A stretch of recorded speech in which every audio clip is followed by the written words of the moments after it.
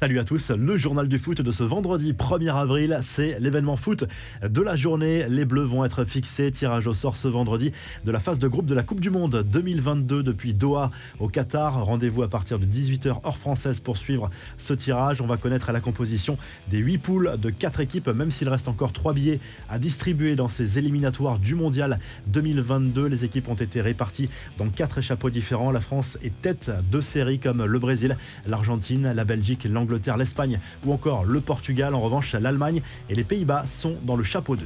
Le gros coup de gueule de Kylian Mbappé, l'attaquant du PSG, s'en est pris sur Twitter à un site de paris en ligne au sujet d'une mauvaise blague concernant son père.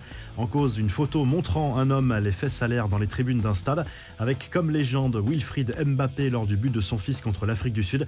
Forcément, la réponse ne s'est pas fait attendre. Le danger des paris sportifs, ne plus avoir de limite, un peu de respect s'il vous plaît, a écrit le buteur des Bleus, le tout accompagné d'emojis en colère. Quelques minutes plus tard, le site de paris sportifs a supprimé son tweet. Les infos et rumeurs du Mercato, le joli coup de l'OL sur le Mercato, le Brésilien Tété s'est officiellement engagé en faveur du club rhodanien. Il arrive en provenance du Shakhtar Donetsk. Pour le moment, il s'agit d'un prêt jusqu'à la fin de la saison, mais Lyon voudrait le conserver si bien sûr l'aventure se passe bien jusqu'à la fin de la saison. Annoncé avec insistance du côté de Manchester City, Erling Haaland serait de plus en plus séduit par le projet du FC Barcelone, si l'on en croit les informations du Mundo Deportivo. Malgré tout, l'opération est compliquée à boucler pour le FC Barcelone. Sur le plan financier, il y a d'autres gros clubs qui mettent les moyens pour recruter à l'international norvégien cet été. Et puis César Azpilicueta ne quittera pas Chelsea cet été, du moins pas gratuitement, puisque l'international espagnol s'est engagé pour une saison supplémentaire avec les Blues, annonce de la presse anglaise. Les infos en bref, bravo aux Lyonnaises, tout d'abord qualifiées pour les demi-finales de la Ligue des Champions version féminine. Battue à l'aller 2-1, l'OL a renversé la vapeur au retour contre la Juve 3-1 et affrontera le PSG dans le dernier carré. Les confidences de Ronaldinho sur RMC concernant le PSG. Ronny a d'abord encensé Neymar, c'est l'un des meilleurs joueurs au monde chaque année. Il gagne quelque chose à Paris, au Brésil, c'est notre joueur principal, notre leader, a lâché Ronaldinho qui ne s'inquiète pas pour Messi, qu'il voit réaliser une deuxième saison beaucoup plus aboutie dans la capitale française. L'ancien numéro 10 a également confié toute son admiration pour Kylian Mbappé.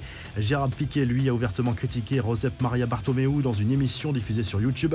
Le cadre du vestiaire catalan a rejeté la responsabilité du Barça Gate intervenu en 2020 sur l'ancien président du FC Barcelone. Bartomeu nous a menti, à moi et à Léo. Il nous a dit qu'il ne savait rien du Barça Gate, a lâché le joueur Blaugrana. Bartomeu avait été soupçonné d'avoir engagé une société de communication afin de discréditer certains cadres de son propre vestiaire.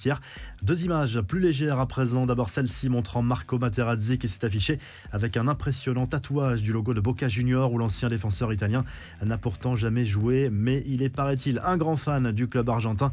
Enfin, Mohamed Salah a désormais une nouvelle fresque à son effigie à Liverpool. Le talent de l'international égyptien valait bien cette belle réalisation malgré les nombreuses incertitudes à propos de son avenir. La revue de presse, le journal L'équipe consacre sa une à la lutte pour le podium et donc à la Ligue des Champions en Ligue 1 entre l'Olympique de Marseille, le Stade Rennais et l'OGC Nice, qui rêvent tous les trois d'aller chercher une place dans la plus prestigieuse des compétitions européennes la saison prochaine. La lutte risque d'être acharnée jusqu'à la fin de la saison.